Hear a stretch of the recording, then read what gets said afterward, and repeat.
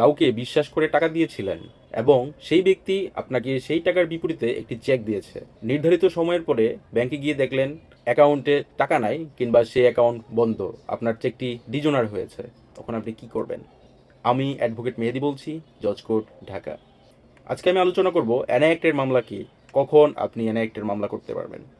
একদম সহজভাবে যদি বলি, কেউ আপনার থেকে ক্যাশ টাকা নিয়ে তার বিপরীতে আপনাকে চেক দিয়ে আপনার সাথে প্রতারণা করেছে, তখন আপনি তার বিরুদ্ধে এনআই অ্যাক্টের 138 ধারায় মামলা দায়ের করে সে টাকা উদ্ধার করতে পারবেন। প্রথমত, সেই চেকটি ডিজোনার হওয়ার পর উক্ত ব্যক্তিকে একজন অভিজ্ঞ আইনজীবীর মাধ্যমে লিগেল নোটিশ দিতে হবে।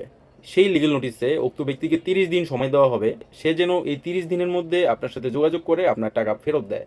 সে যদি এই 30 দিনের মধ্যে আপনার সাথে কোনো প্রকার যোগাযোগ না করে, তাহলে ঠিক পরবর্তী 30 দিনের মধ্যে আপনাকে সরাসরি বিজ্ঞ আদালতে এসে তার বিরুদ্ধে এনআই অ্যাক্টের 138 ধারায় মামলা করতে হবে। এই মামলার সর্বোচ্চ শাস্তি 1 বছর এবং চেকে উল্লিখিত টাকার 3 গুণ পর্যন্ত জরিমানা হতে পারে। এই বিষয়ে আরও বিস্তারিত জানতে কিংবা চেক নিয়ে সমস্যায় পড়লে দ্রুত একজন অভিজ্ঞ আইনজীবীর সাথে পরামর্শ করুন, কিংবা আমার সাথেও পরামর্শ করতে পারেন। সচেতন থাকুন, নিজের অধিকার সম্পর্কে জানুন। নিয়মিত আইনি পরামর্শ পেতে আমাকে ফলো করতে পারেন। আবারও দেখা হবে। আসসালামু আলাইকুম।